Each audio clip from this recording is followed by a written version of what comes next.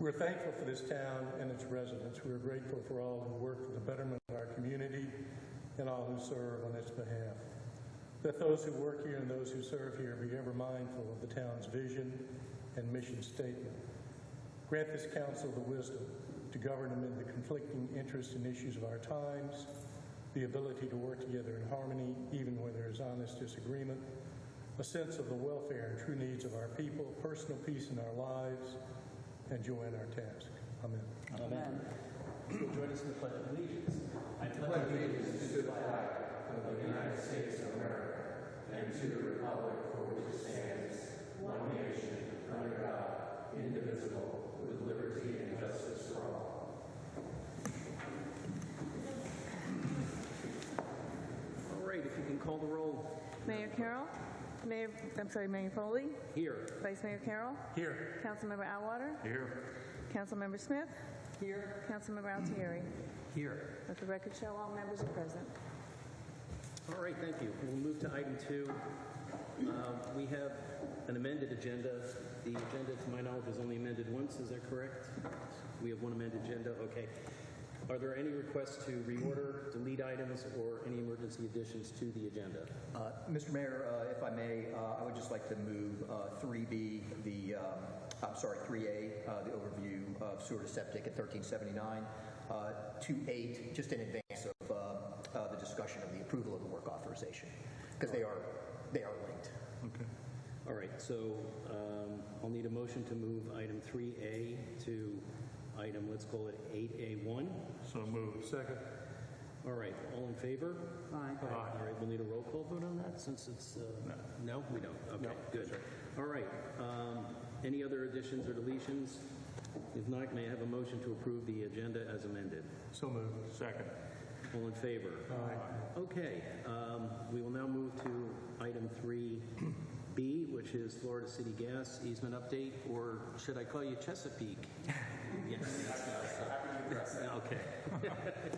So good morning. My name is Kurt Howard. I'm the general manager of Florida City Gas, and I just want to thank you all again for your partnership with us, certainly over the last number of months, getting the franchise agreement through this council. We're very excited to bring our service to this town. Regarding, as you mentioned, the Chesapeake acquisition, a couple of notes that I can speak to that. Obviously, a legacy Florida City Gas employee.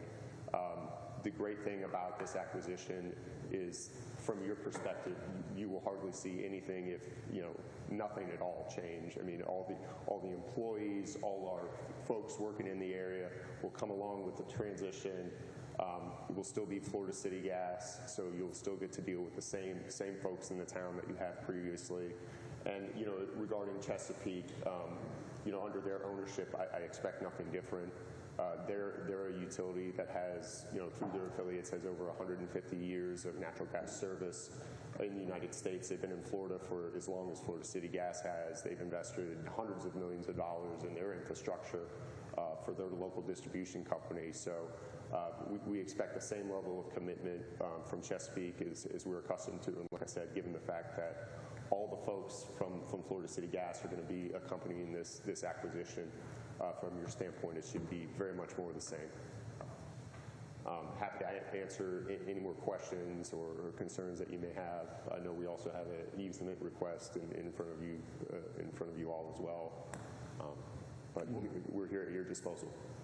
Will there be any impacts on construction timelines or anything of that nature? No. So the other great thing about this acquisition is, given that they're acquiring basically it's a stock purchase, right? So they're acquiring the whole company. All of our contracts for that we use for construction contracts, vendors, all that is coming over. So everything is coming over as a complete package. So it's not, there's going to be no restart. Everything will come over as a cohesive unit. So we expect everything to continue on schedule just as it would. We're coming over as a whole entity. Any other questions on the? I have one. Yep. Acquisition. Yes. Yep. On the acquisition? Yep. Oh, on the acquisition, no. Yep. All right. No. You were going to speak on the easement now, or? Yeah, happy to speak on the easement. I mean, if you all are familiar, we're working on an easement right out in this direction, a 50 by 50 plot in which we're going to put our regulator station, which is an important piece of infrastructure that will tie in the high pressure line. I'm sure that you've seen the markings for the high pressure line put in by Peninsula. We're going to tie in with this regulator station and begin to feed the distribution network that we're going to lay down for this community. So that's an important piece of infrastructure to continue service. With the easement that we're talking about, it's 50 by 50, mostly covered, I think, right now by Brazilian peppers. We would intend to leave up a border in sort of small driveway and hide the infrastructure behind the remaining vegetation border, so that it would be basically a seamless insertion and hopefully out of line of sight by all accounts. How many regulator stations are there along the line from Ovasso? So right now, I think there are 2 in service, and we have 3 in service, and we have another. This will be the 4th, and we have a 5th that we installed on the west side of the river for the Harbor Isles development over there. The 4 will be operational here on that. And the purpose of a regulator station is? So what I referenced was the high pressure line. So that brings gas at a very high pressure onto the island. However, that is too high a pressure to distribute out to houses. So a regulator station basically cuts the pressure to a much more manageable, so you can bring it out and what we call distribution level pressure, and run that all to businesses and houses. So that's the purpose of a regulator. It also helps with measure and monitoring. It's a data point, so we can help monitor the system.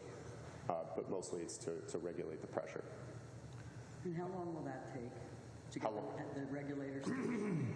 When you start it? To install it, Yeah, like when you're going to start it, how long will it take? the regulators, this is the great thing about regulator stations, at least the ones that we have, they're skid mount.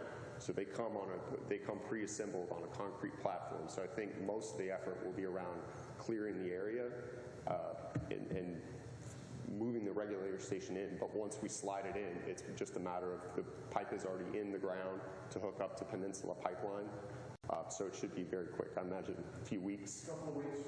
So you won't need to dig up A1A or the sidewalk? No, absolutely not.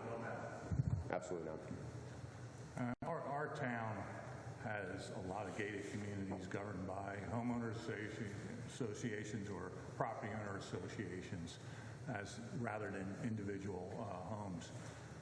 What's the communication process to talk with your organization if one of those organizations wants to discuss bringing gas into their community? So I think we were already very proactive in reaching out to all the large HOAs here to let them know the pending service that we're bringing to the area.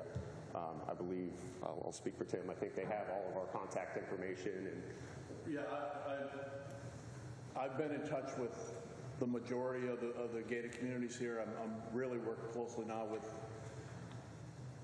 the estuary, JI, Indian Trails, Marbrisa. We're at a point now that where we are working with their HOAs to get an agreement with them, basically a permission slip, if you will, from the HOA to allow us to come and put natural gas service in those communities. We would install it within the utility easements that are already in place, and then we contract with individual customers then within a community to run service to those homes. I've got, in those developments, I've got over 50% of their residents have already said, I want natural gas if it's available. So we've had a very good response from local residents. We continue our direct mails. We continue our email blasts. We continue a lot of our social media stuff that we get the word out for those folks. And in our newspaper articles as well in 32963 help get that word out. But I'm on a phone with some HOA every day. Okay, the reason why I ask is, I mean, there's a lot of HOAs in this community. Right. You mentioned a few. You know, for example, to my knowledge, and I may be incorrect in this because I don't sit on the board of Ocean Colony, I'm not aware of any communication to our board. And I just want to make sure. So maybe what I would suggest is if you could send an email to our town clerk, just have as far as the communication processes that can occur, and then she can distribute out, because we do have a list. Absolutely. Okay. Absolutely. I think that's a great idea that Councilman Warder has. And in addition, there aren't many, but there are a few non-gated communities as well that have, in name, homeowners associations, but they're more like block parties every year. So if Gee, I wonder what that one might be. yeah, well, there's one of them that I can think of offhand. If you get it to our clerk, then most of our residents are pretty diligent in keeping track of what's going on in the community, and they'll be apprised of it. And you may even find yourself getting better feedback, positive feedback on your service. So great idea. Appreciate that. Thank you. Have you actually, I'm sorry. Go ahead, please. Brian, were you finished? No, I'm done. Thank you. Okay. Have you actually talked to like individual homeowners? Like I had a homeowner ask me who's at the estuary. So they should be contacting their HOA, correct? Because he said he knew nothing. Actually, I speak directly with the HOAs. Okay. And I also ask the HOAs if they're reaching out to their homeowners to provide my email address, my phone number, if they've got a question, to call me directly, because I'm working this project. So I have talked to a lot of folks in the estuary. If they haven't talked to me, I'm more than happy to come in and meet with the HOA, meet with the entire community.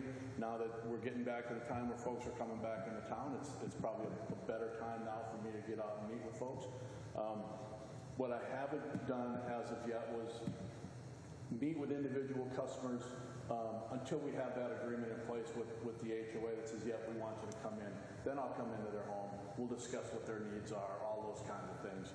And it's what I do every day. I enjoy doing it. I enjoy coming and talking to folks and talking about what our benefits are and what we can provide for them. And if there's someone that needs to speak with me, they can either go through the HOA, their management company, or they call our customer service and they get my number directly. Okay, so you've actually not talked to anybody individually about coming to their house and hooking up? Just by phone, talking to them, answering their questions, and then once we get to that point to where we're bringing gas in, that's when I'll come out and meet with those folks individually, discuss what the conversion thoughts are, what they want to do if they're an all-electric home. Do they want to convert to natural gas, wood appliances, generator, cool heaters, those kind of things. Okay, so you have no specifics on the conversion details? Every house is different. Every appliance is different depending on age. It could be as simple as $300 or $400 to convert a tankless water heater if those folks have a tankless water heater.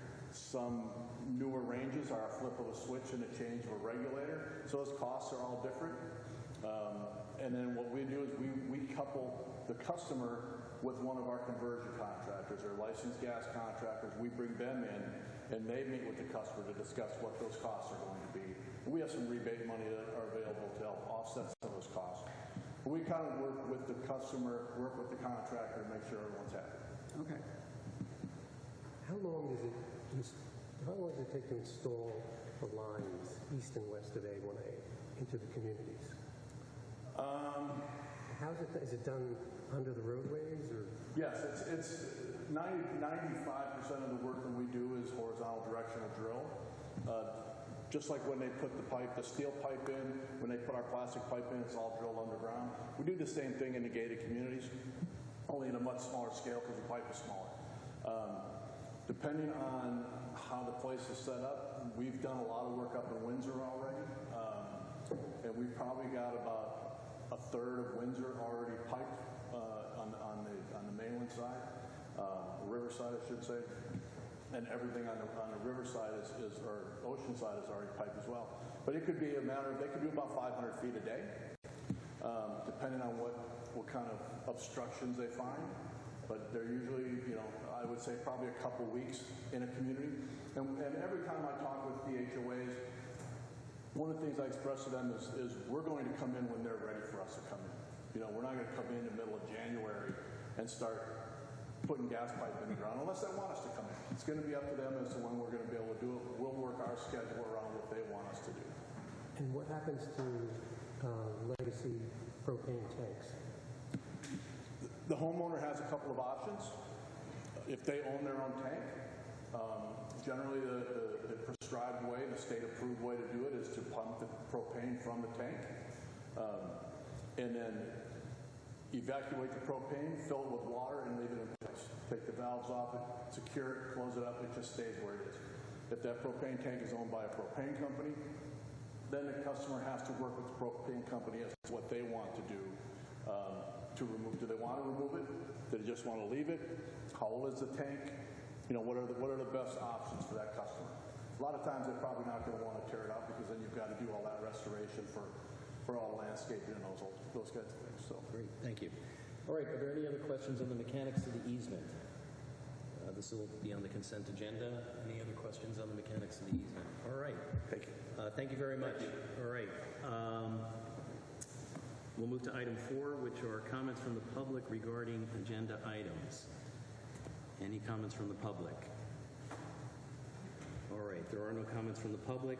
We'll move to the consent agenda. Is there a motion to approve the consent agenda? So moved. Second. We'll do a roll call vote since there are approvals of items here. Mayor Foley? Aye. Vice Mayor Carroll? Aye. Councilmember Atwater? Aye. Councilmember Smith? Aye. Councilmember Altieri? Let the record show the motion passed unanimously. Wonderful. Okay, Mayor's report. I have a couple of items today. We've got, my first item is under the rubric of community outreach. So I was invited after a meeting that the town manager and I had with folks from Treasure Coast Community Health to visit their facility. There was an informational meeting. They're very interested in having as many people in our community aware of what Treasure Coast Community Health actually does. They have multiple facilities throughout the county. The learning experience I had was that it is not just a facility for medical services for people in need. There's really a broad scale of people who are treated there, and there's a sliding scale. They are undertaking a development of a new building and a refurbishing of a building over by Oslo Road, in order to accept increasing demand on the services, in addition to a pediatric center. Apparently there's a real rising need for pediatric services that's unmet in the community. They're very interested in having people take a tour of TCCH, seeing the facilities that they have, and they'll be happy to explain what they do. I think this is not just part of a push to develop awareness for donations for their foundation in the building of the center, but also to increase an awareness of what it is they actually do, because they don't believe that the community really understands that the breadth of what they do and the capabilities of what they can do with some community support. So that's item number 1. Item number 2, again, kind of in community outreaches. Mark Shaw was not going to be here today. He told me that, so I told him that I would steal the Chiefs' thunder and just say that the Halo event again went extremely well on Saturday. It's a terrific thing that the Public Safety Department does. The haunted house scares the willies out of a good number of children, and many dogs are adopted. Halo's a no-kill shelter. I feel the need to disclose this. I did buy raffle tickets and I won one of the prizes, which I donated back to Halo to use again, because I didn't want to have Pete Billis to tell me whether or not I could accept it. So, The taxpayers thank you. yes, not just the taxpayers' money. So, so that's that was that item, Chief. I'm sure you'll be able to provide some more details if you want. So sorry for stealing your thunder. On the issue, the next I want to address is the joint meeting between the county commissioners and the City of Vero Beach commissioners. 3 of us were there, Councilman Atwater, Councilmember Smith, and myself. We arranged for a transcript, so residents who were not able to attend the meeting and council members who were not able to attend will have access to a transcript of the meeting to see the number of items discussed. The meeting went on for, my recollection is an hour and a half to an hour and 45 minutes. A number of items were discussed.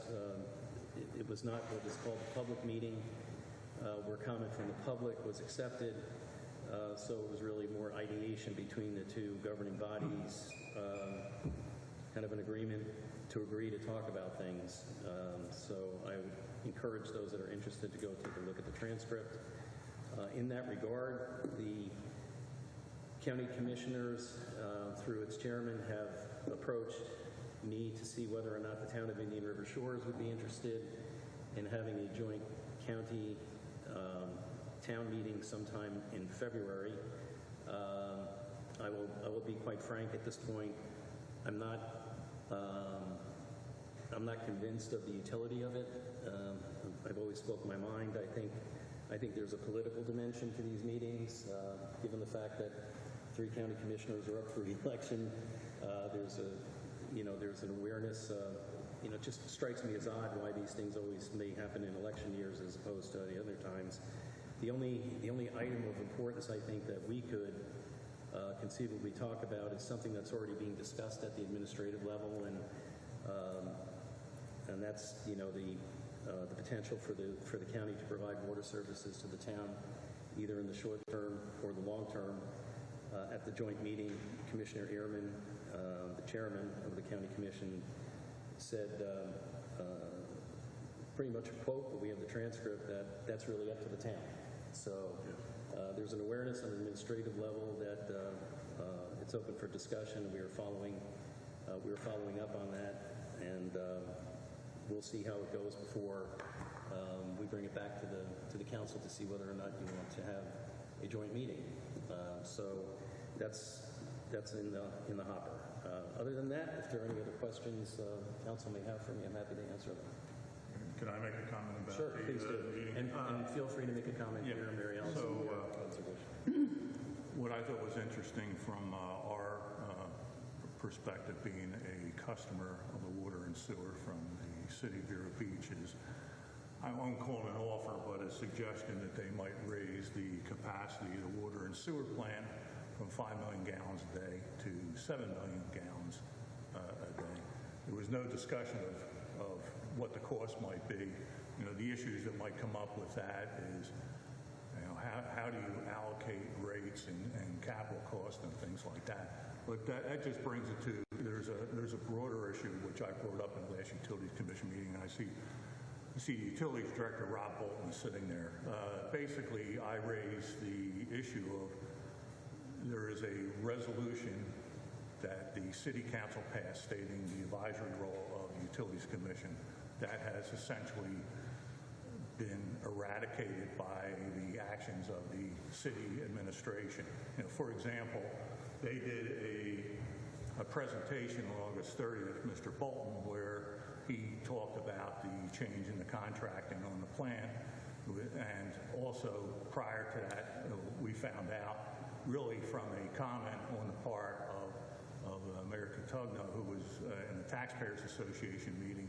He had an offhand comment about the increase in the cost of the price. There was zero discussion with the Utilities Commission, which is part of what our job is supposed to be, to advise. So I raised that issue with the mayor in the audience, and I think one other council person, and at least one other council candidate. So, I mean, to be blunt, they've turned the Utility Commission into a joke. We talk about stormwater, and that is the extent of it. So it'd be interesting to see if we get any numbers from the Utilities Director or Monty Falls about what that incremental cost might be and what could be the potential impact on rates. So it's extremely frustrating going to those meetings when there isn't discussions about numbers. So just something. Is there any discussion in the Utilities Commission about where they are on the financing? No, they have done nothing. I think I've showed you folks how I would do it based on my experience in the business. And unfortunately, they're going to have to finance 100%. They never put any of the money aside that they've been taking out in profits and what I consider to be cost allocations, which were not appropriate, back to the general fund. In fact, I looked at their budget, and now in 2021-22 fiscal year, their transfer in profit to the general fund was $1,031,000. For the 2023-24 proposed budget, it's $1,558,000. They continue to feed off of the tribe. and their general fund administration allocation has also gone up. So the total, I think, between the two of them, looking at my notes here, is about 14.5%. So, so it's just extremely frustrating. I mean, it's going to those meetings. The city has made a commitment at this joint meeting that shovels will be in the ground in the summer of 2024. Yeah, well, So I no comment on that. So. All right. Comment? Yeah, Please. so I agree with what Bob said. I was surprised that they had this huge project, which is going to cost $1 zillion, and that nobody even talked about it. I mean, they spent like 4 seconds on this part of their program. I mean, isn't the county responsible also for how much the city is going to be spending? And I think that if all the residents of the city of Vero Beach actually figured it all out, and the city said, okay, taxpayers, this is what you all are going to be paying to pay off this loan and debt for the next 30 years. I mean, I just think that it's just so untransparent, and that people might hear about this wastewater treatment plant, but they have no idea that they're going to be paying for it. And I'm surprised that the county wasn't more concerned about that. I mean, they had zero discussion. Yeah. Well, what they may be concerned about may not be what they expressed at the... Well, wasn't it appropriate for them to talk about it? As I said, I have an opinion what is intended to be accomplished in these meetings, Right. and I think they're by design, they're light on substance. They intend to just kind of outline broad areas of discussion between the two bodies, and many of those topics are already being addressed at an administrative level. So, I'm disappointed as you are that there wasn't, more detail in it. At the current estimate, I mean, I did a back of the envelope calculation, and whenever recovering lawyer does that, it's dangerous. But with debt service at $250 million, it's about $18,000 for every man, woman, and child Right. in the city of Vero Beach. You're talking about the total between the Total cost, plant. right, Yeah. No, that's And pretty close. that doesn't include demo. It doesn't include Right. potentially environmental remediation. So It doesn't include any of that. yeah, there's an awful lot of unanswered questions, and in terms of whether the county has responsibility, we're all county residents, so I mean, I don't think that they have legislative authority, but they certainly have persuasive authority. So I think we just need to wait, watch, see what happens, and Well, we know what's going to happen. yeah, well, I mean, we'll see if shovels go in the ground in 2024. I think that the county commissioners have to be made aware of it. We've been making them aware of it for 3 years now, and I think they understand that the estimates put forth by people other than me and Bob, that this is going to be much more expensive than the $51 million they initially came out with was spot on.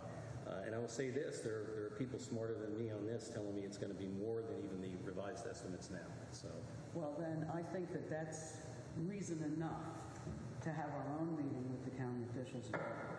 all right, okay. Well, as I said, We can talk about it. We'll talk about that, and nothing's on the schedule yet. Okay.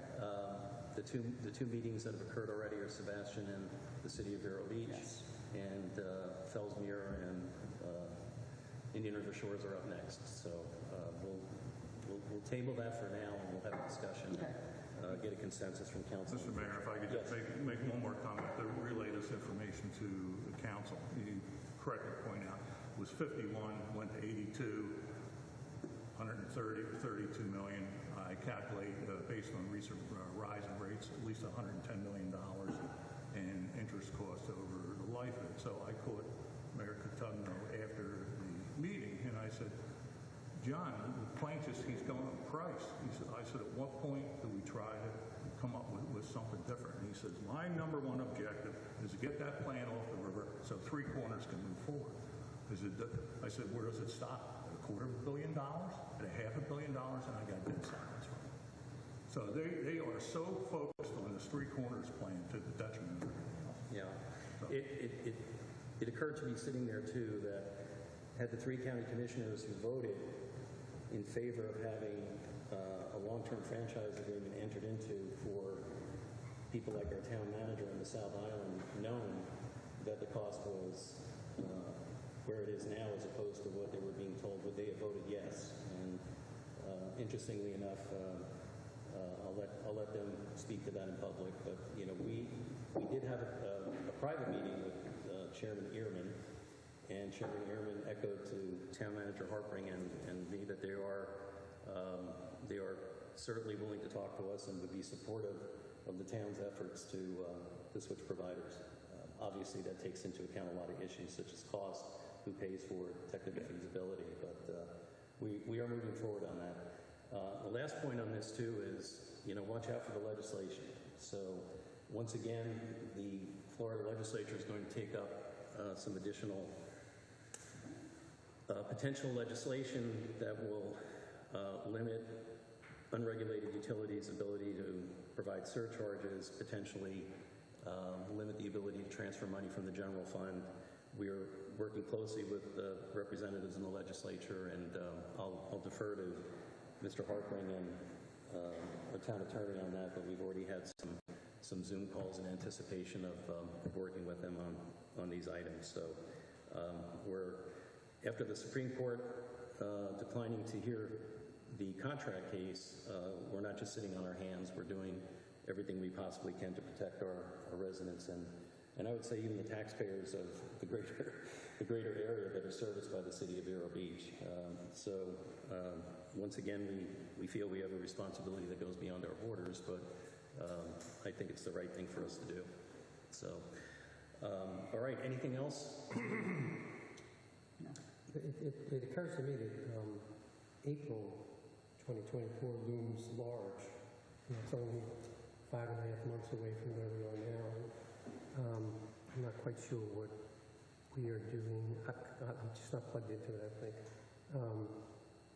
To get ourselves into a position to make an informed decision in April about what decision we make between Central Water Service and Fire. Individual council members have talked with,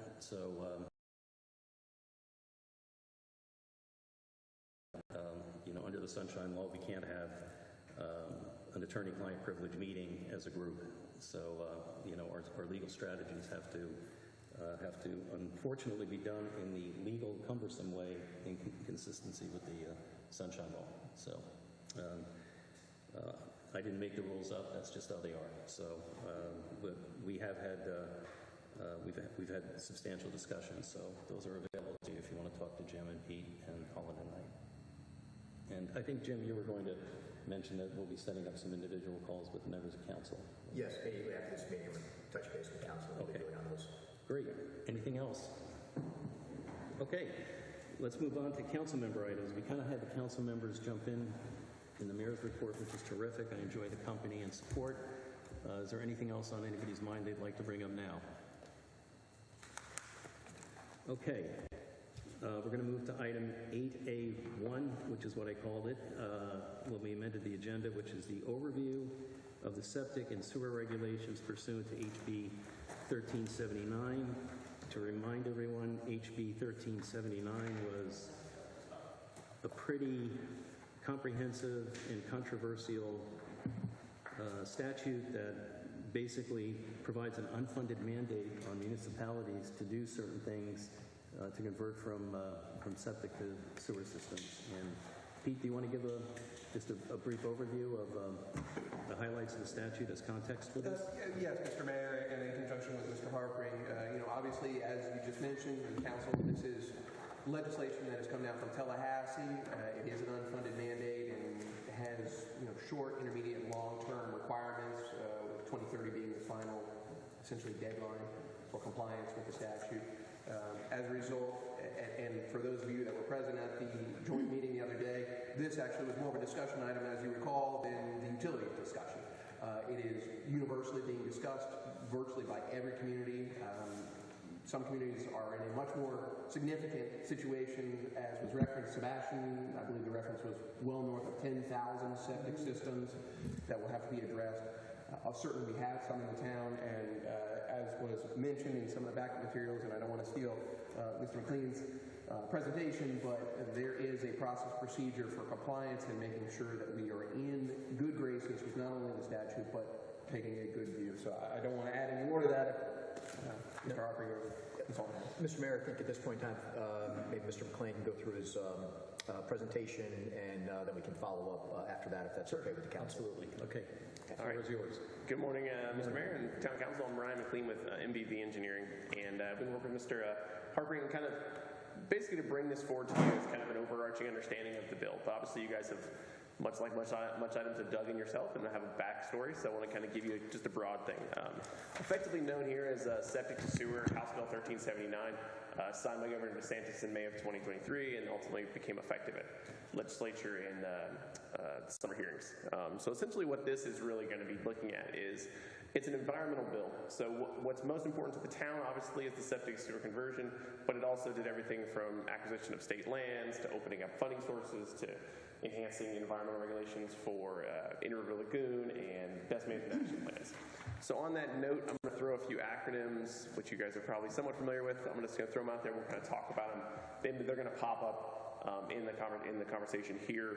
But OSTSDS is what you'd imagine as a traditional septic system. That's what you grew up with. That's the standard tank and pumping and field effluent system. Best management action plan is a governing body at which ultimately a defined area at which we have certain environmental and regulatory requirements, ultimately as far as funding and resources. Wastewater treatment facilities, which you guys are very familiar with, is your large standing treatment facility actually for the tailwater of the effluent.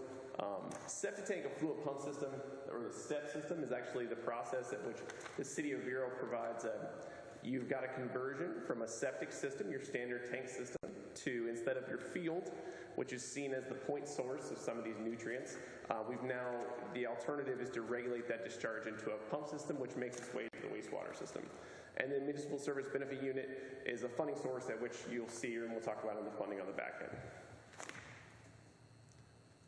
Okay, so real quick, like I mentioned, the overview of the legislation.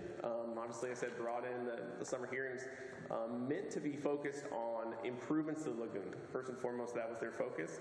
The town is in a very interesting position, right? Because ultimately, as Mr. Sweeney spoke on, is most communities are in a very different position as far as the town. Well, what the town is looking at is a very small pockets of unserviced homes. Actually, we'll get into a service map here shortly. But give or take about 165 to 170 homes are in these pockets are undeveloped and or sitting on a variation of the sewer system, a variation of the on-site septic. Now, some of those may or may not be to the full current aerobic standards, but they're working their way through there. So we'll get into specifically as far as what we have to do. But what it does do is it sets up some action items for the town. Realistically, the main two focus here, and the ones we'll kind of focus on, are development of a remediation plan and some comp plan amendments. Okay, so big picture items, like I mentioned before, the town obviously does not have a standing wastewater treatment facility. They're not a service provider. So that does take some of the shouldered load off what these other communities are having to deal with, and the very minimal amount of unserviced tax base. Basically, what the main driving factor is, they're trying to get everyone off traditional sewer by 2030. And how we go about that is kind of the process is what we're doing. The two guidelines that we're trying to hit, first and foremost, are a draft remediation plan, which will go out to DEP by February 1st, and ultimately working towards their feeding combats and then providing for what remediation tactics we're going to go forward with, but ultimately looking to make these comp plan amendments in draft form as well prior to, and basically stating compliance. The focus here really from the town standpoint is, and maybe from DEP standpoint, is kind of a big picture, because you can imagine every community, large and small in the state of Florida, is trying to, like Mr. Sweeney said, is they're shuffling to get themselves in place. Really what the DEP, and there's a bit of an unknown as far as how DEP will respond. How does DEP review 64 counties of endless amounts of municipalities in a 4-month span between February and June? It's to be seen how those draft comments come back. What we shall see, what we really see it as is an acknowledgement of the issue, more so and foremost. As the town does the due diligence, which obviously you guys do fantastically, have they acknowledged the issues, have you put our place and plan, have we set a sanitary plan element into our comp plan, do we have a draft remediation plan, and are we checking our boxes? And that's kind of our goal here. We're not lining the town up for any kind of exposure. It's really, are we setting ourselves to meet the guidelines on the minimum basis, and then we'll see how the draft feedback comes back. When it comes to these individual residents, and I'll show you a map. You know what, let me just shoot ahead. So real quick, this is a map of the town provided by the city of Vero.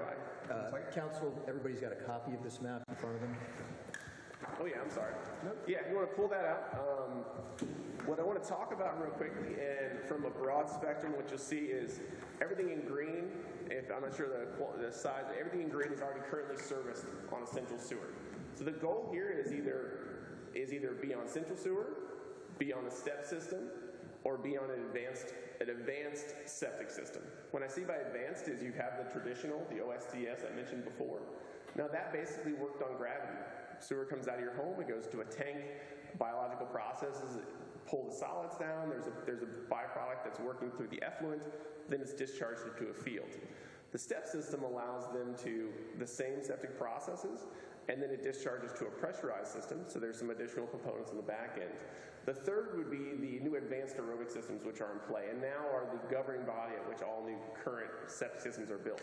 What that does is it really brings in an oxygen element. There's a component as far as integrating oxygen into the processes to improve nutrient reduction and the effluent quality. So that's a third option that some residents already are currently on board. And usually when it's larger homes, which the community obviously features, in the past 5 to 10 years, these have become common practice. So they're already integrated and they're already at a level of standard. So what you see is some of these residents on the orange or magenta, however you look at this, some of those septic tanks would already be considered compliant. We don't have a specific number yet. We're working through to find that through building and backstory. So while I say there's about 164 to 170 represented here, what I'm really describing is that not all those 164 aren't in compliance, but it are opportunities where we need to say, okay, are these bodies, these are the only ones we're dealing with. And you can imagine from a community, like you mentioned, Sebastian, looking at 10 to 12,000 unregulated septic systems. We're talking about, give or take, under 200 properties in the whole town as far as what needs to come into service. Does that include statutory exempt ones, like, what is it, more than an acre? And that was actually going to ask you, Brian. Yeah, so the one specifically, that's a great question, Mayor. The one specifically, we're going to call that the larger beachfront homes there. No, actually, anything over an acre would be exempt from that, associated with that. But generally, if it's over an acre and it features a large home, usually it's over 1,500 gallons a day, which is a lot of flow, but really it's regulated on bedroom quantity. So you can imagine these large homes have 6 or 7 bedrooms, whatever it be. They've been developing these large systems anyway. So they've already developed these large aerobic systems that would already be in compliance. Yeah, so this is not picking any kind of byproduct to exclude the statutory assumption about it. This is just across the board. Are they paying a bill to the city right now, basically? Are they paying wastewater charges? And we look at this from a town standpoint, it's really about 4 pockets of area. You've got a south component here comprised largely of surf and pebble, some of the small, actually non-HOA governed bodies in the town. You've got a small cluster there in the center, looking at Beachcomber and Haloma Drive, and then you've got the large beachfronts to the north of that, and then a small pocket up in the north end, near Legend Terrace. Ryan, may I just point out or clarify, if you see the black line on the map, that's going to be a jurisdictional line, and the blue area, and correct me if I'm wrong, the blue area and the red or magenta lots noted there, those are actually not within the jurisdiction of the town. Those would be within the county. Is that correct? Correct, yeah. So it really wouldn't fall under any kind of, I mean, we would, obviously they're addressed on this map because of the proximity, but are excluded from any kind of governmental action we need to make in this capacity. So yeah, I wanted to kind of lay out what's the issue we're looking at here? Where's the bodies of them all? So going back to this is actually, they have options as far as how to get in compliance. So the individual homeowners have options, and then we have a few tasks tasks in front of us as far as what the town needs to do to get there as far as compliance. Like I said, the BMAP is basically laying out an action plan. Now, the town, because of its proximity to the lagoon and how it's already operated for many years, already has a BMAP in place, is already working towards nutrient goals. This element is really just working in improvements, and we're working ourselves as fun opportunities to work the sanitary elements into there as well. The second element I had mentioned was basically some amendments to the comp plan, mainly focused on inclusion of a sanitary plan element if the town doesn't already have one. And really what it is just setting the framework for, as we get a response to the town from the draft remediation plan, any elements for the towns that needs to step in. I think the thought process here really from a town standpoint, at least the way we see it, is we are going to set the goals, we're going to set the actions, the minimal actions from the town to how it can support the DEP guidelines and how it can meet itself going forward, but then open opportunities if where the town can step in to support, it will, but ultimately as you're not a service provider, as you're not providing an overarching governmental body, we're not out there enforcing the connection yourself, it's really a matter of allowing the individual residents to come to compliance as need be. It mentioned, Mr. Foley mentioned this is a phrase that's kind of as the House bill comes down, probably as a lot of House bills, this is just one that's in front of me, pseudo-unfunded, right? Basically, do this, do this, do this. While we've opened a lot of funding sources, we're not giving you the direct channel at which to get there. So there's a little bit on the next couple slides talk about some future funding options when it comes back to really kind of just laying out some general framework. Nothing really, of course we can dig into, but nothing specifically laid out in stone, obviously, because we don't know how the financial implications are going to kind of work their way through. I did mention some possible grant sources, everything from St. John's River Water Management, DEP, Indian River Lagoon National Estuary Program, federal grants. These are all variations of these have been opened as part of House Bill 1379. Other ones have basically are just kind of expanded the scope. Additional governmental funding sources, obviously not ad valorem tax estimates, opportunities presented across the board for some of these communities, Mike mentioned Sebastian and Bellsmere and individuals like that, who are dealing with a much larger scope and looking to see about, hey, how do we have to provide the big picture treatment facilities we're not already providing. So variations of opportunities here, and realistically at this point, I guess what I would say is our key objectives going forward. I mentioned our supporting the town when it comes down to comprehensive plan amendments and setting up a remediation plan to support the town for submittal into to meet the DEP guidelines. I think that relatively closes it. We try to keep it relatively brief. Obviously, this is something we'll probably touch on in the next coming months as well, hopefully. But wanted to open myself up if there's any questions or comments associated with the House bill, how we're currently looking at it, or anything I can do to support you. Thank you very much. Before I turn it over to council, I just have a clarifying question. Yeah. And let's call them the oceanfront, the large. Okay. I'm a bit colorblind, so I don't know if it's magenta or rust colored. It's orange. I think it's rust. I'll take your rust. But let's talk about the orange oceanfront one. Do I understand correctly that many of these already may be in compliance? So do we have any way of making that determination so that we can get a more accurate number of out of compliance with? The permitting, we could seek, I guess, permitting documents through DOH, as they are for these systems. Those we wouldn't normally issue the permits for those as they're through DOH, but we can certainly track those down and make those determinations. Because that would that give us a better number of what we're talking about. I think that's good to do certainly before we do any comprehensive plan amendments because it's more accurate to determine what's in and what's out. And then the other is an observation. Like everything, I've got mixed reviews on whether or not this is going to be taken up in the legislative session. A lot of the municipal and home rule advocacy groups are starting to kind of make noise about how this is creating an incredible burden on them. Not so much for us, as you pointed out, for other municipalities. And I forget what the number is, so I'm probably going to make this one up. But to come into compliance, I think Broward, was it Miami-Dade or Broward, they were talking in the billions of dollars in order to come into compliance if this is taken literally. So my instincts tell me there may be more written in this chapter, but right now we have to do what we have to do. So Yeah, I think you hit it on the head, right? Ultimately, you look at smaller municipalities, City of Sebastian, things like that, looking in the 80 to 90 million, things like that. So you have other opportunities for stuff that you could imagine Broward and where they're looking at it, and how they facilitate all that in a couple months of review at the DEP offices will be very challenging from an interesting. From a logistical standpoint. Yeah, if the bill didn't already create 2,000 jobs to help review everything, then it's going to be a challenge. great, thank you.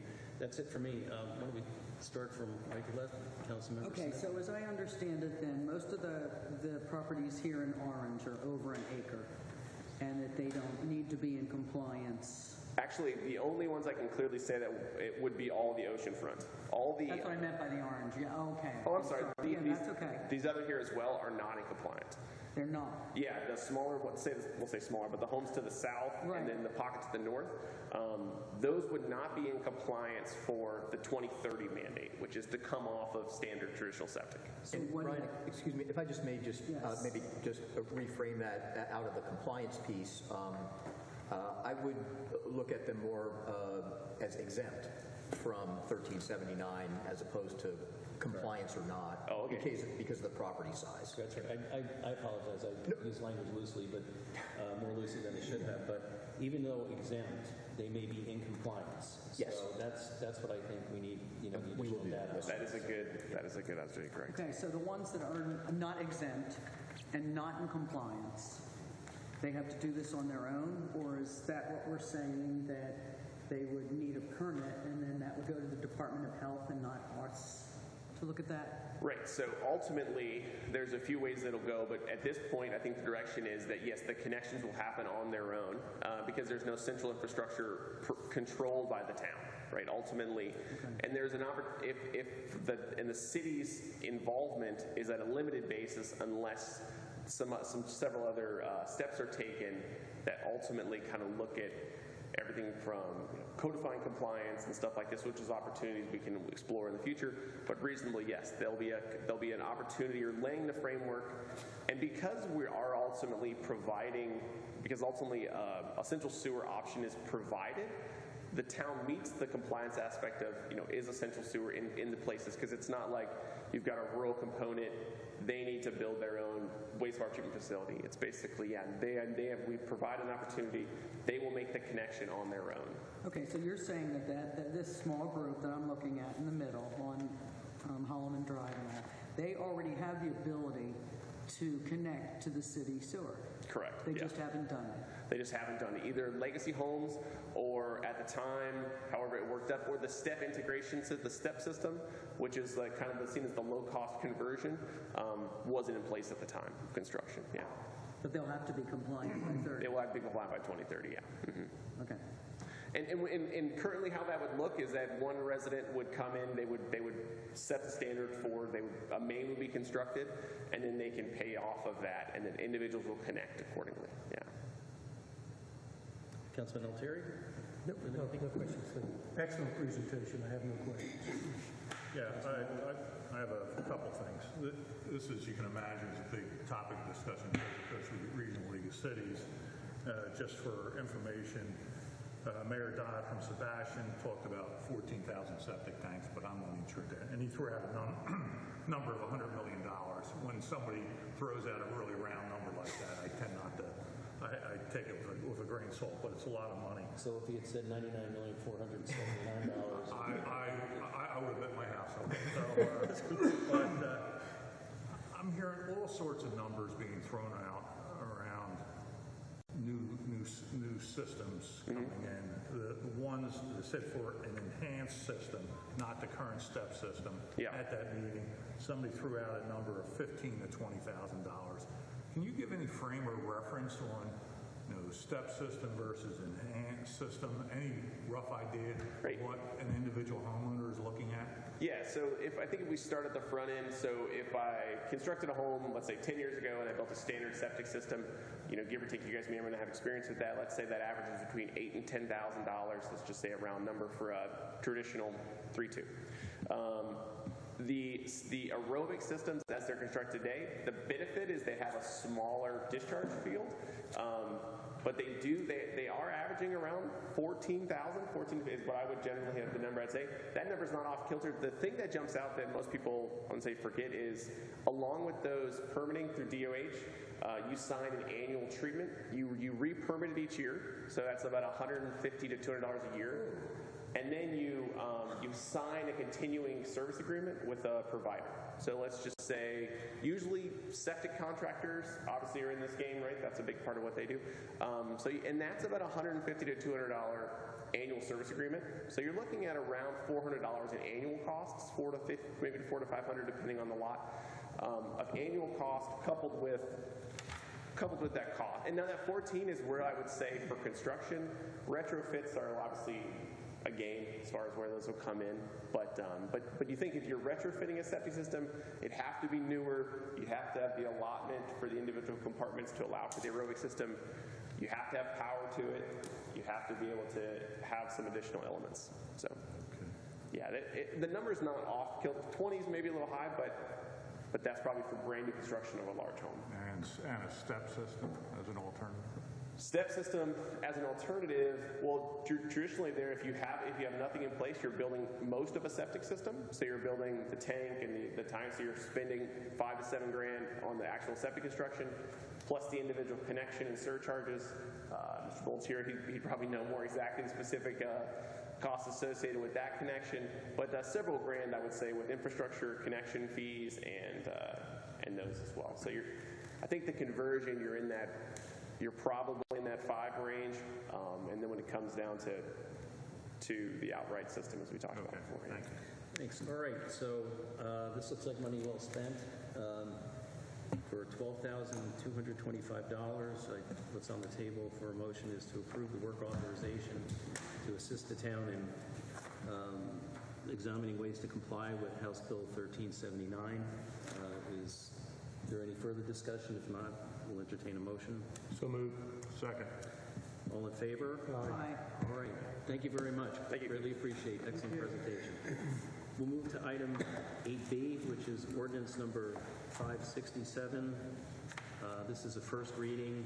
I believe this is the ordinance removing the declaration of a water emergency? Yes, sir. Okay. All right, so we'll have to read the title, and I'll turn it over to the town attorney. Thank you, Mr. Mayor. This is ordinance number 567, an ordinance of the town of Indian River Shores, Florida, amending Chapter 52 Water of the Code of Ordinances by adopting the regulations established by the St. John's Water Management District, water use for landscape, irrigation, and watering, providing for severability, providing for conflict, and providing for an effective date. This is the first reading. Thank you, Mr. Mayor. All right, is there any discussion on this item? If there is no discussion, we will entertain a motion, a second, and then a roll call vote. So moved. Second. Roll call vote? Mayor Foley? Aye. Vice Mayor Carroll?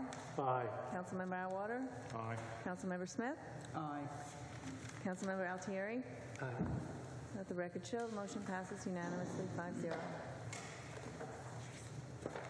All right, we'll move on to staff updates. Building official report and statistics, we are going to defer to the items in the binder for council. We have the unavailability of the building official today. Any questions can be followed up with Fred or with Mr. Harpring. Town treasurer report, Heather.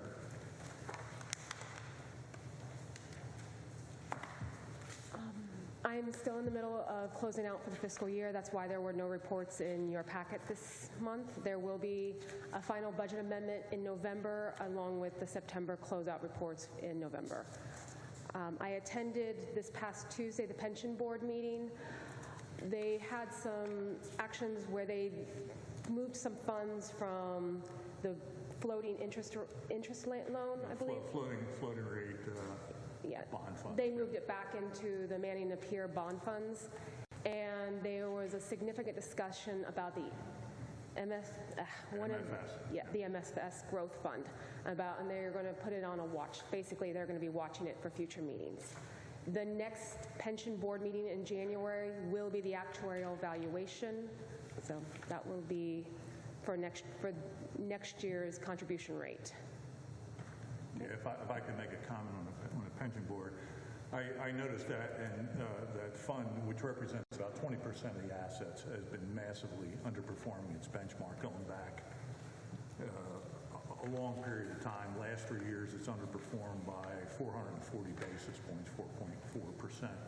And I just want, and Heather was kind enough, since the meeting with county and city was at the same time, just to ask them to take a look at it. And don't want to speak for you, but my understanding was there was a pretty involved discussion on it. So I think they're taking the appropriate steps to at least take a look at it.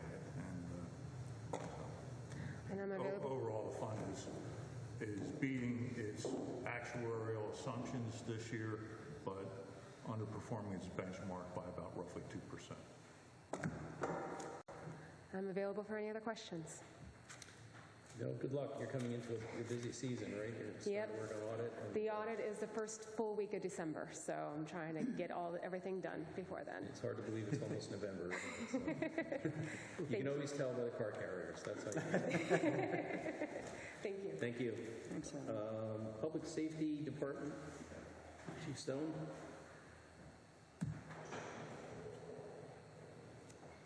Good morning. Good morning. Just to bring you up to speed on a couple of things that we've had going on within the department. This month has been National Night Out for most of the police departments throughout the country. Sheriff's Office had an event out at the IG Center. We've been to Fellsmere, to DeVero, and to Sebastian, and all participated in each one of their national nights outs. We did not hold one here locally within the shores. We continue moving forward with a number of pretty significant training programs for all of our personnel. We've gone through, we've got a number of new hires, and especially those that are in the law enforcement field and going to be where we can release them to go out on the street by themselves. That field training officer program is about 400 hours.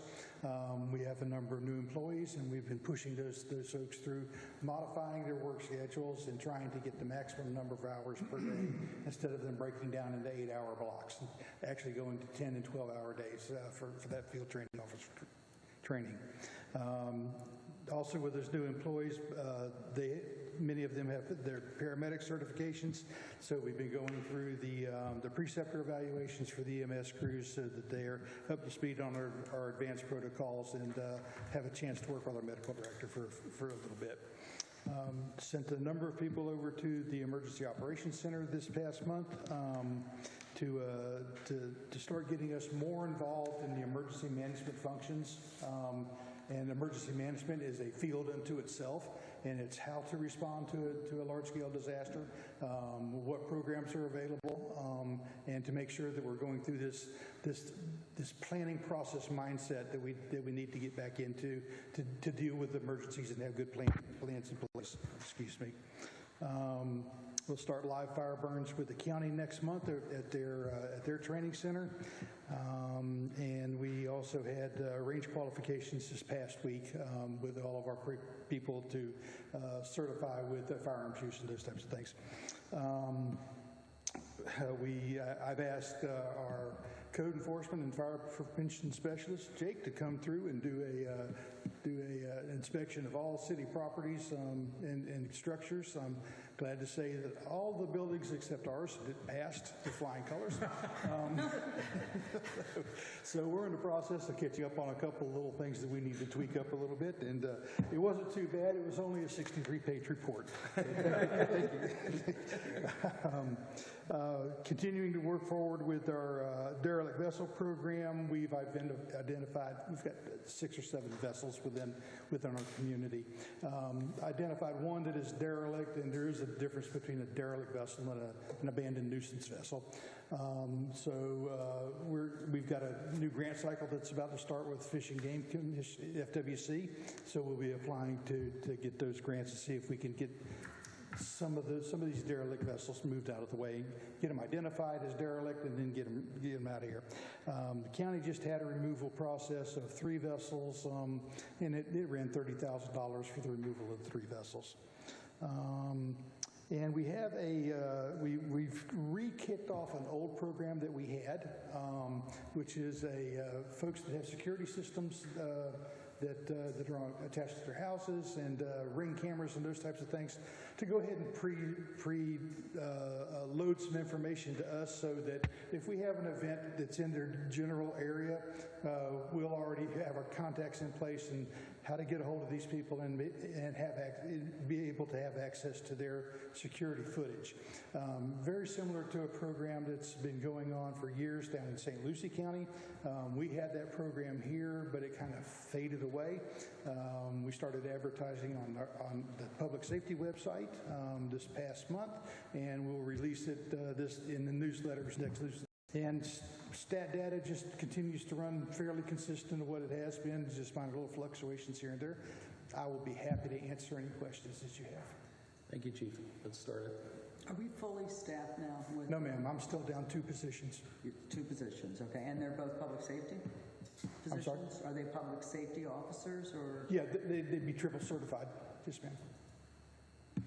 So we have done some minor advertising on some social media to try to see if we can generate some interest.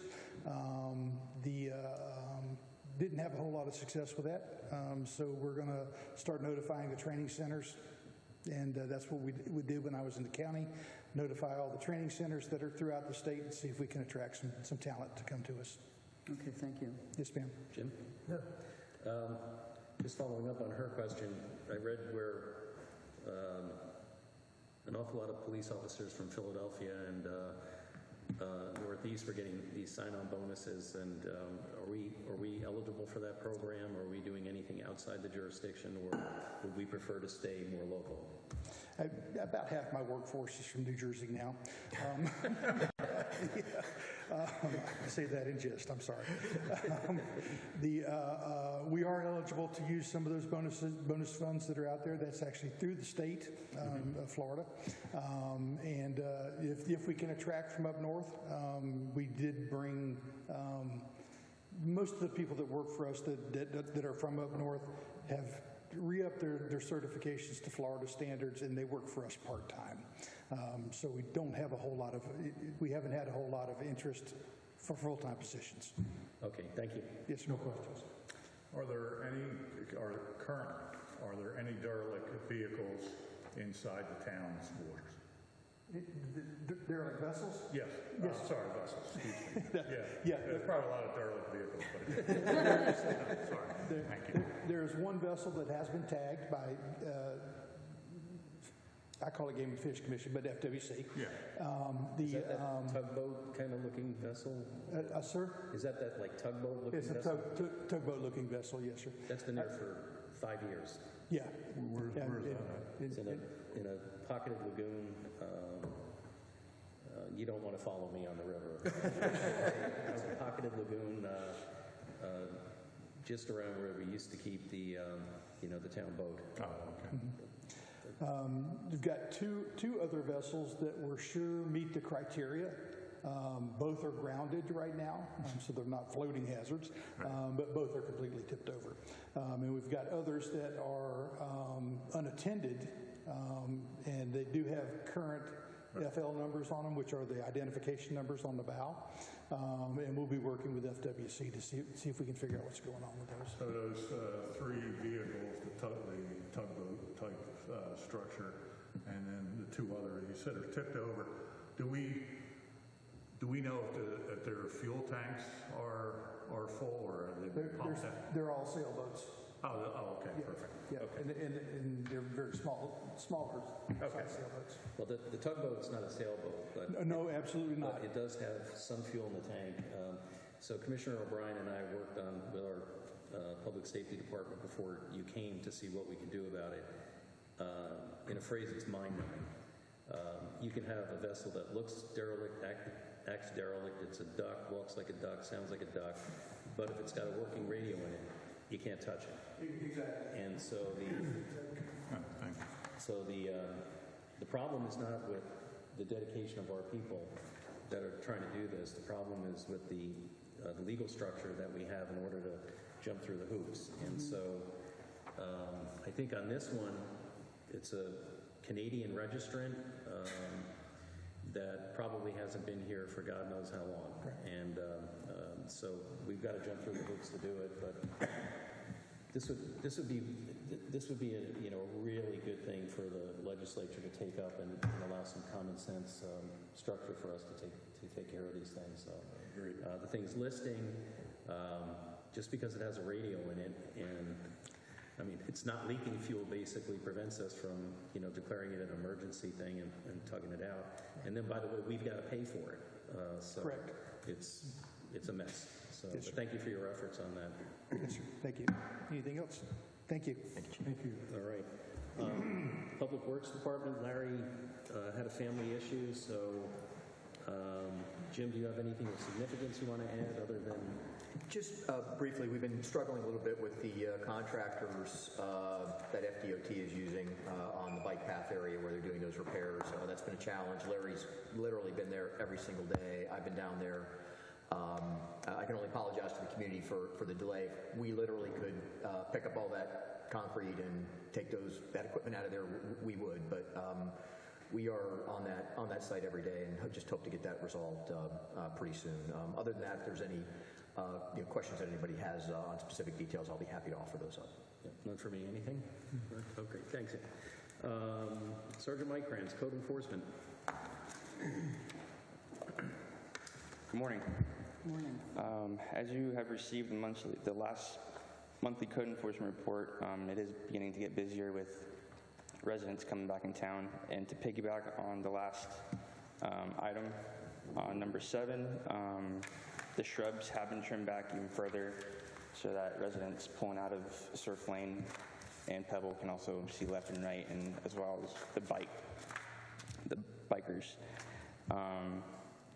And next month's report will reflect that because it's already pretty full.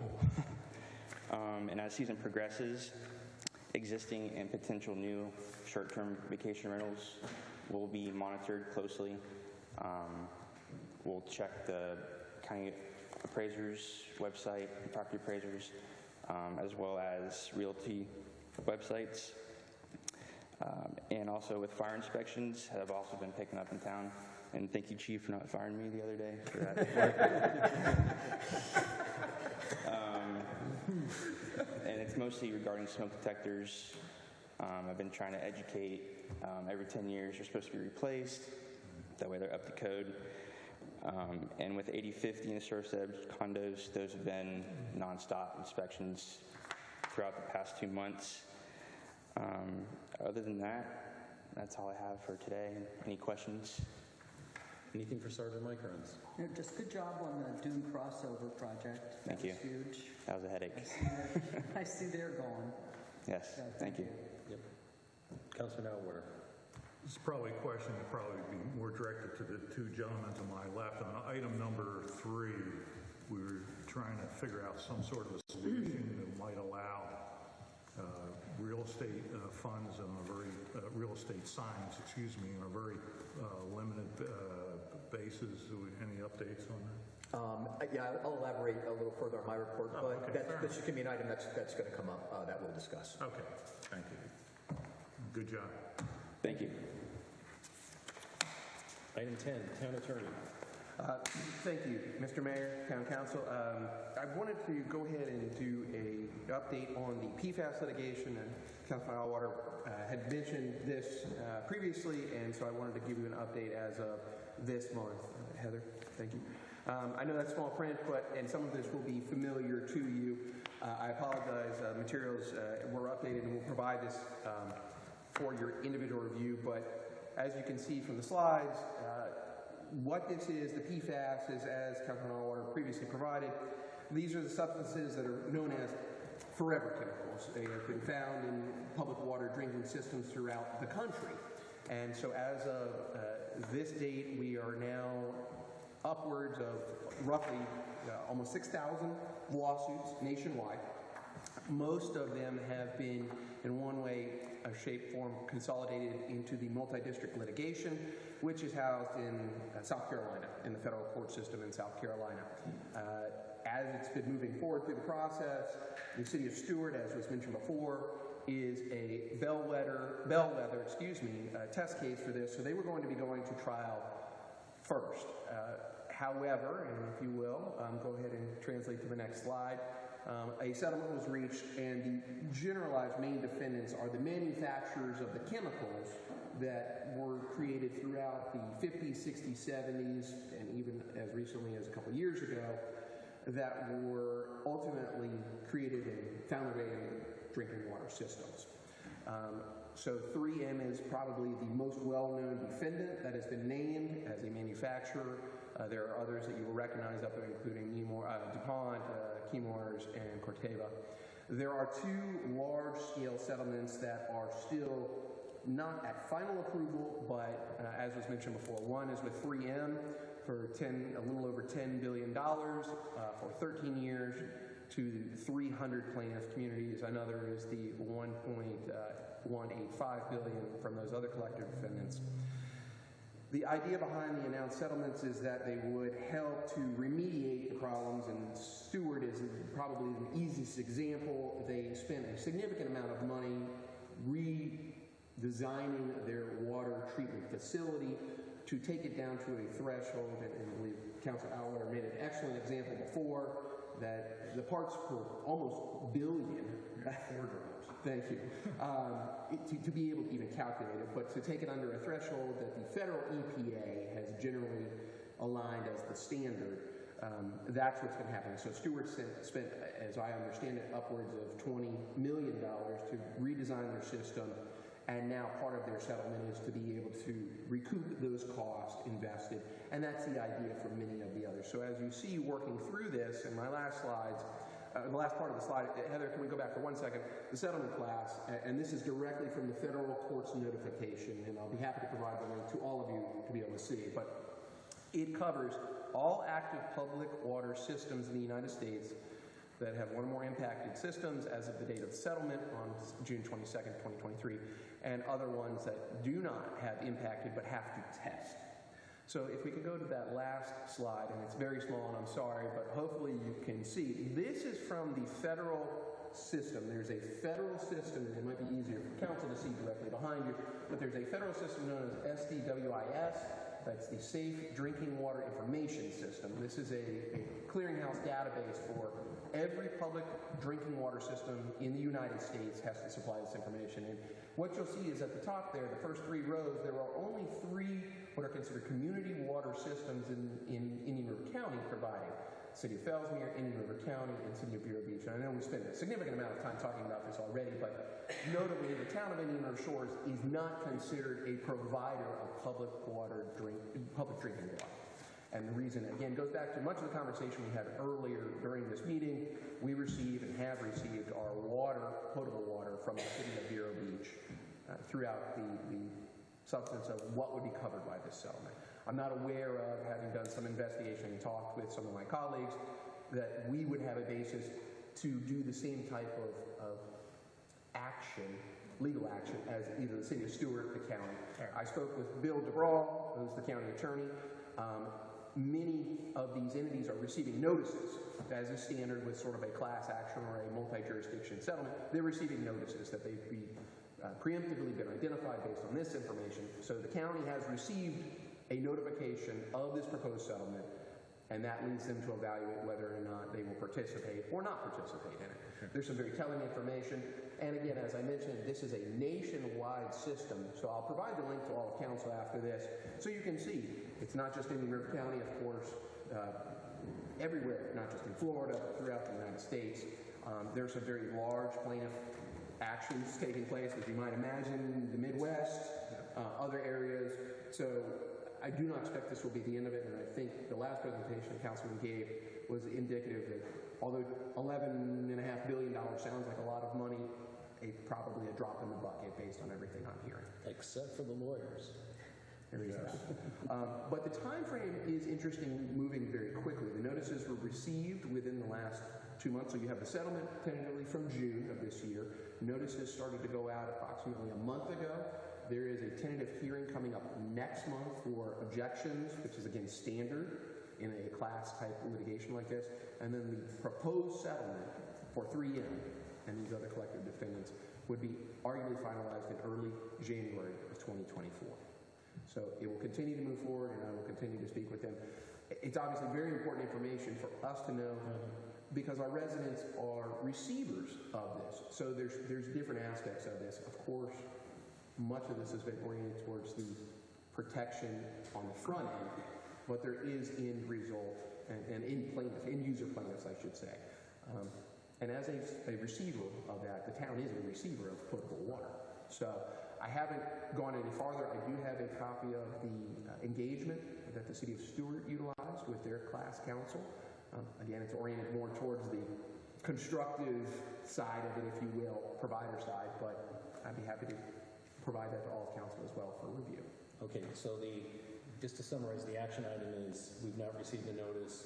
We have not. Right. We're monitoring carefully, and at some point we may make a decision to opt in.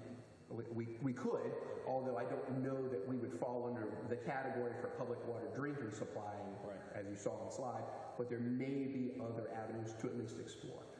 I certainly don't want to lead anybody to believe that this is going to remedy some other issues that we've been talking about, but I think it's absolutely relevant. And certainly a discussion item as a Utilities Commission representative, or just generally as receivers of utilities from another entity, certainly something that we should continue to monitor. Yeah, I think, so I was at one intergovernmental meeting where the presentation made it sound like the city of Stewart got billions of dollars. And, you know, some folks walked out of the meeting thinking, you know, we got to get with our town attorney on this. And that's the lump sum for all of the claimants, you know, across the U.S. So yes, sir. Yes, sir. As you said, that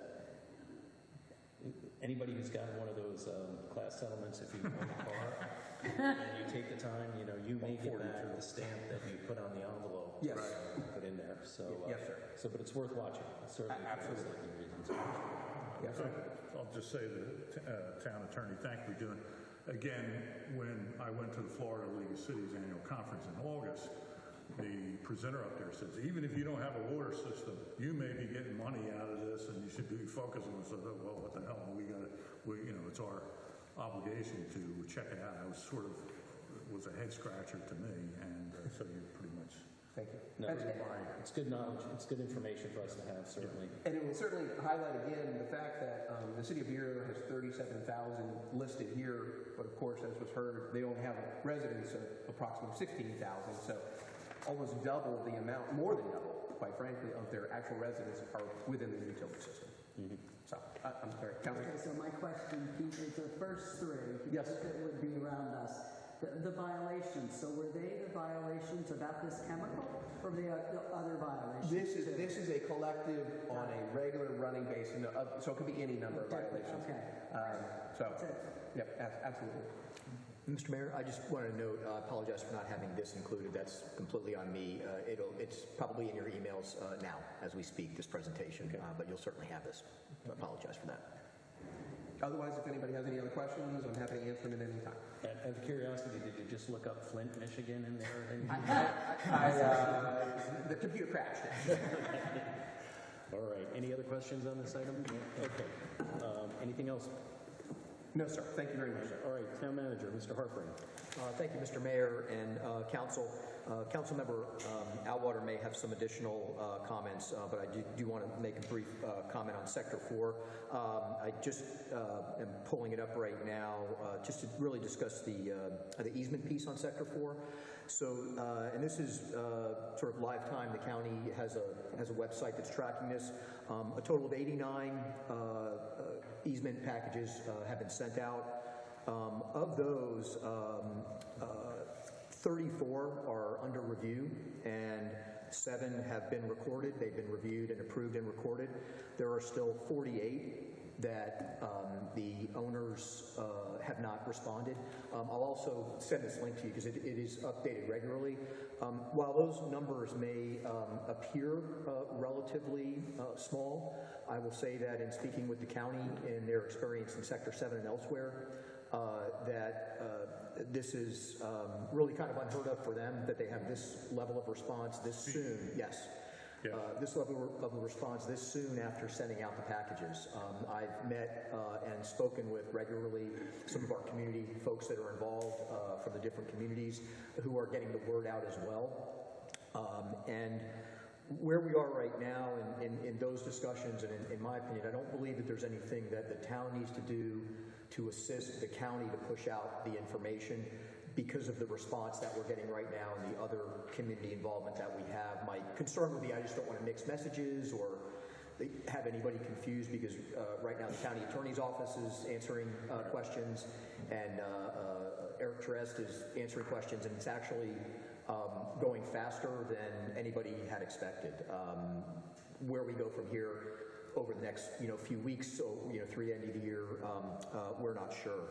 But in a little more update on that. The estimated cost, we're still looking at about $6 million right now. That's a broad. I'm sorry to have a round figure, 5.7 to 6.1. But that being said, I don't want to get ahead of myself on this, but I am fairly confident that the funding exists, and funding will not be an impediment at all for this particular project. I know that Mr. Korpar is here, and we appreciate the cooperation of his community with access points, because access points was a concern for the county. So right now, and I don't want to speak for you, Mike, but I believe Johns Island will provide an access point. The county will use Turtle Trail, and we will provide the access point at Beachcomber. So we actually have 3 access points for the trucks and the equipment to come down, which is critical because, again, not wanting to get ahead of myself, the permitting is fairly deep in the process with FDP through the county, and I don't want to speak for them, but an optimistic goal would be that it occurs concurrent with the Sector 3 project, which the county is already well far ahead moving on. Obviously, the goal would be before the next hurricane season in 2024. Those things are completely out of the town's control, but where we are with the permitting process and where we are with the funding and where we are with the easements all bode well, but there are a lot of uncertainties moving forward, more particularly the easement piece than anything else. Just based on the information that we have with our consultants and my conversations with DEP, there shouldn't be any red flags on the permitting piece. And again, with the funding, we think that that's there. So right now we're just focusing on the easements. So that's where we are. Great. If no questions on Sector 4, regarding the Land Development Code review, as Council's aware, we passed the first set of changes to the Land Development Code. We are going to begin Friday advertising and sending out notice for an open house, basically sort of a listening event, as it were, for the Phase 2 changes in the Land Development Code. We're scheduling that to occur on November 14th, which is immediately after the Planning, Zoning, and Variance Board meeting on that particular day. We're going to be sending out, notices again on our town email. We're going to place it on the website.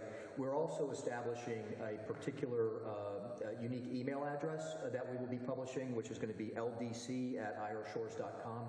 Excuse me, the November 14th date, is that a listening post for staff, or do you want council there, or is it? It'll be for, and I apologize, I should have mentioned that. That's really for everyone, for staff, the community, citizens, planning, zoning, and various board members, anyone that we can get in that has any thoughts or input on things that they want to see. For example, the sign piece. So the real estate sign piece will listen. The goal is to garner as much information as we can, both through the email that we're going to send out for public input as well as for the meeting, both from council, PZV staff, anyone that we can get there. So it won't be noticed as a public meeting, it's more an informal workshop? Absolutely. Yes, yes.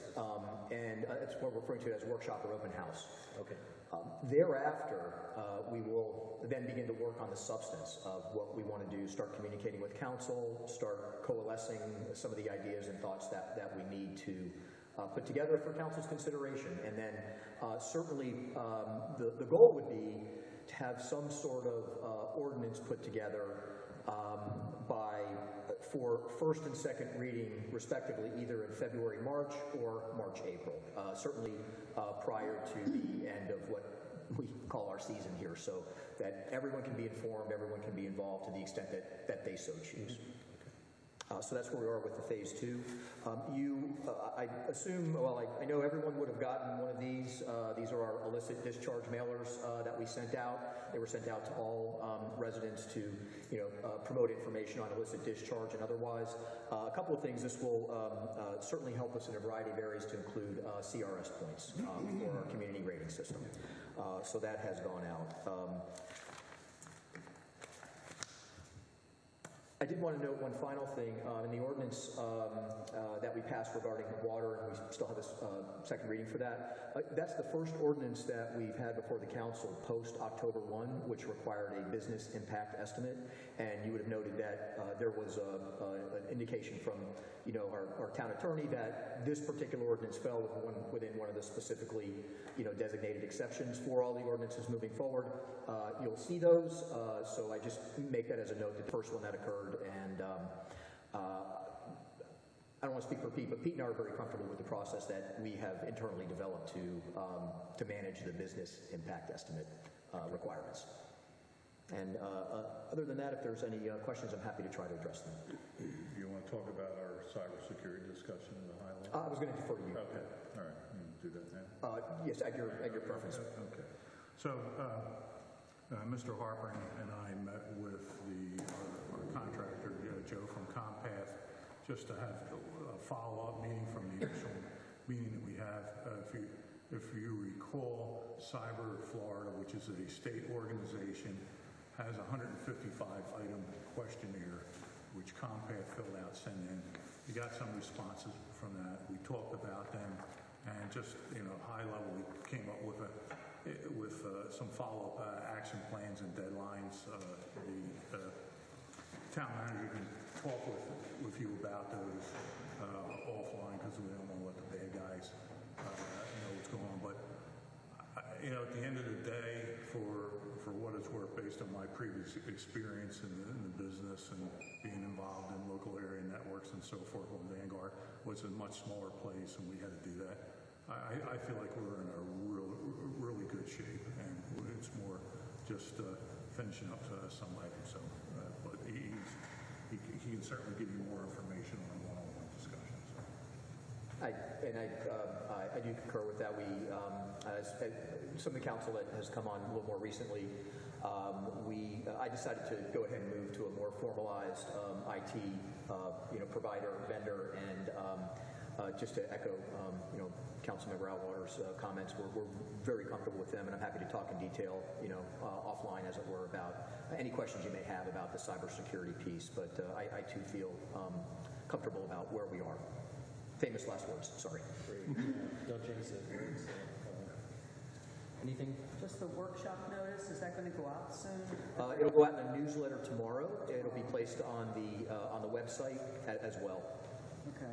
And the website will probably happen today, and go out in the newsletter tomorrow. We'll also send out, and that'll go out on the other Friday, but we'll send out some reminders during the week. Normally we send out a newsletter on Friday, but we'll send out a couple of reminders during the week, especially on the Monday before the meeting, the open house, and then a couple of times the week before, just to make sure we get that out there. Do you have a tentative time so we can put it in our calendar? No, to be direct. The reason I say that is because I'm not sure what the PZV agenda is going to look like at that time. But they will meet first? Yes, but I don't think it'll start any later than 10. Okay. I think we're probably going to notice it for 10. If it's a couple minutes before or a couple minutes after, that would be directly related to how many items we may have on the PZB agenda, and won't know that really until early next week. So if we put in 10 to 2, we're pretty safe for now. I think that yes, certainly. Okay, thank you. Anything else for Mr. Harper? No? Good. Thank you, Jim. Council committee reports, non-action items. We can start from Okay. Mary Alice, each of the boards, I think you. I wanted to thank Bob and Jim for helping me out this summer with the beach and shores. You guys did a great job. I really appreciate it. I went to the beach yesterday just for a quick look, and there's a lot of scarping. You know, there's actually 2 levels of it, up and down as far as I could see. So I would say from when I left to coming back, it looked pretty bad. It was getting 2 hours to high tide, and there really wasn't much beach going to be left once it got to high tide. So, you know, we do need this help. Now, that $2 million that we got from the Department of Emergency Management, the newest $2 million, does that help cover all the dune restorations now? Remember they asked for 3.5, but we only got 2. And they got 2, yes. So are we all covered now for the dune restoration project? I don't want to speak for the county, but I believe in my cocktail napkin math, as it were.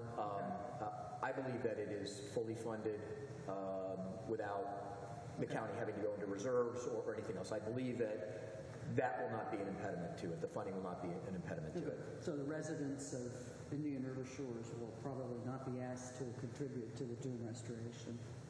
I would never ask council to ask the residents of the shores to contribute to that because the county has always been responsible for the dunes and the town has never been. That's a council piece, but I would not be asking for that because I think it would be an inappropriate precedent to set. Okay. That's it. Treasure Coast Council of Local Governments. We had Dr. Tim Moore, the president of Indian River State College, who, if you've never seen him speak, he's pretty dynamic. Some pretty interesting tidbits concerning basically shifting the focus of IRSCO to, you know, have a focus on the trades. So they're really looking and focusing on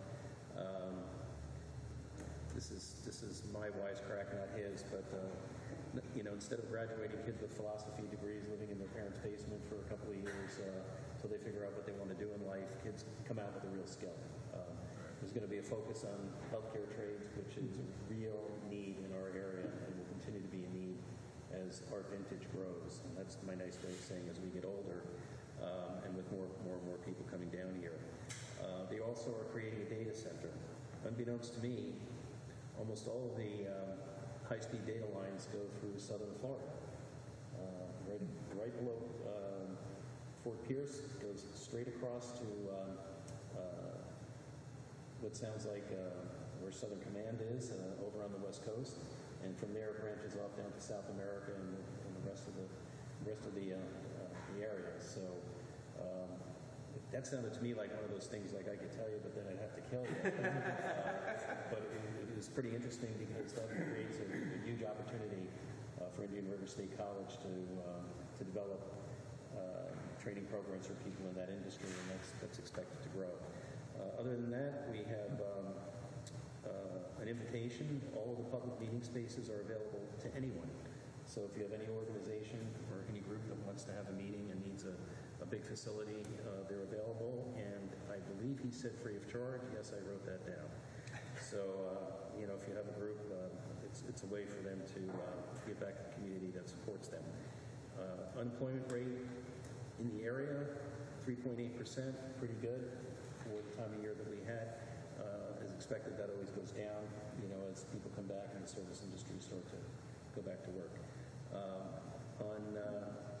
On a happy note, I volunteered for the nominating committee because that way I'm ineligible to be nominated as an officer of the TCCLG, which is a bad joke on my part just now. But so there will be a number of changeovers in the leadership of that, and that's it. Treasure Coast League of Cities has kind of sporadic meetings. And Bob, thank you. I think you're my alternate on that. And I've had some conflicts on meetings that, for the most part, are town business, not funny business. So thank you for covering for me on that. Sam? Nothing to report. Bob? Well, you mentioned Treasure Coast Regional League City, so they were going through coming up with their new officers, and Brian, I'm happy to tell you, you've been nominated. Well, you see, here's the thing. If you take that, then the support staff for the municipality has to do all the clerical work. So I'm trying to stay in the good graces of Janice and Lucy. So Joel Tyson's happy you took that on. But most of the discussion revolved about septic tanks. We've already covered that. One thing that I heard, which was disturbing, I don't know if the town attorney or town manager or anything on it, there's bills in the state legislature, once again, to raise the maximum amount on which we can get sued. And there's one, I don't know what the current number is, but there's one out there that's being discussed, and to move it from somewhere between 2 and 5 million. And somebody who must really be in the pocket of Trial Lawyers Association wants to have no limit. So I don't know what the current one is, or what you heard in the scuttlebutt. I mean, this, once we get some information, be honest, I would think about us coming to a consensus to have the town manager and town attorney write a joint letter to Robbie Brackett, Aaron Wall. I mean, this is just open season on local government, but I don't know what you've heard. Yep, no, thank you, Councilman and Council, as well, Mr. Harper. So, yes, this is a reiteration from last year. Last year, House Bill 401 was introduced, and the current limits right now are $200,000 per claimant, $300,000 per incident. And so that has only changed, in my knowledge, one time in approximately the last 40 years. Before that, it was 100,000, 200,000. And for everybody's benefit, the idea being that if one person were injured by a government action, they would be capped at $200,000, that they would be entitled to reimbursement. If it were, and this happened a couple of years ago, and actually the Pulse tragedy brought this to a head in Orlando. Everybody collectively, if it was found that the agency, city, county was responsible, would have to share under that $300,000 cap. The last year's proposal that was introduced and did not move forward was to increase the sovereign immunity caps from that to $2.5 million per person and $5 million per incident. So I haven't heard any specific numbers associated with reintroduced legislation this year, but I agree with you if that number has been suggested to move up several times over the last several years. So I think what we need is a consensus on this. We have a public safety department. We have liability. We become a target if these limits are raised. So my suggestion would be to prepare a letter circulated to council, referencing this to Senator Brawl, Representative Brackett, majority, anybody else we can think of. Let's just get it out. And then I suspect, as these things go, that there will then be, a joint request that comes from League of Cities to follow up on it. But I think it makes sense. Yes, sir. And this bill, in my opinion, it's a solution in search of a problem, because in the Pulse situation where you have an anomaly, there could be a special bill that would take care of that and just remove the limits.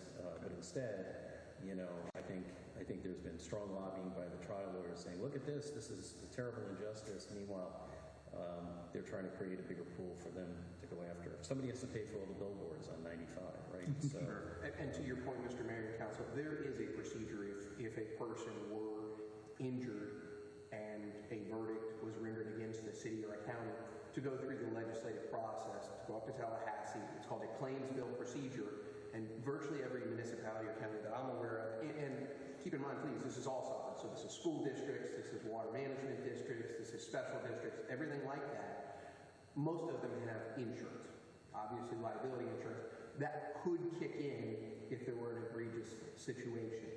So there is a procedure in place, to your point, Mr. Mayor. Great, thanks. So we'll, no rush, you can circulate. Yes, sir. Legislature doesn't go into session until January, so we have some time. Yes, sir. All right, anything else? Now we have time for the public. Call to the audience. Anything on anybody's mind? Mike Corpart, General Manager, Johns Island. Just wanted to give you a point of reference to Mr. Allwater's question. A couple years ago, Chippewa tried to, Johns Island Property Owner Association, tried to encourage our oceanfront homeowners, who you see all on that map, who are all on septic. Currently, there is no sewer line running up that road. It stops right before that area starts. When we looked into the cost 2 years ago, it was going to be approximately $30,000 a home to accomplish that. I just wanted to give you a point of reference on cost. That was 2 years ago. Thank you. And the overall majority of the residents said they don't want to do it, and when they're forced to, they will, but at this point, they apparently spend a lot of money on their current septic systems to put the best system in as possible, so. That's Which again, some may be in compliance, we don't know, right? Correct. So, okay. Mr. Mayor, may I ask Yes, some questions sure. up at the lectern? I'm just curious, if you don't mind, what has been the reaction of homeowners in Johns Island regarding the easements? Are you running into pushback, or what's the general reaction? We've got no pushback. As Mr. Harpering regarded, not all of them have gotten them back in. We're just sending constant emails out. Good. Nobody has objected whatsoever. Okay. Everybody, I think, is on board with it. It's just a matter of getting the easement. A lot of people traveling over the summer. It was kind of funny. Some people who live in town didn't get their easement yet, but we have a gentleman who lives in Latavia who got his easement already and sent it back over. So Yeah, the United States Postal Service has been a little bit of an issue as well. I mean, I've had discussions with Quentin Bergman, who's the specialist over the county. We had a couple issues in Ocean Colony where there was a trust situation going to a wrong address. I got those straightened out. So I think it's good, we just keep having this type of communication with the county to get this thing done. I mean, the sense I got from him, he was really pleased how fast these things were coming back. And I maybe went out on a ledge at the Beach and Shores meeting and said, we're not Sector 7, and Sector 4 is going to work different. So far, that's been the case. Hope so. Thank you. Great, thank you. Anybody else? There's no other members of the audience. Everyone have a safe and pleasant day, and we are now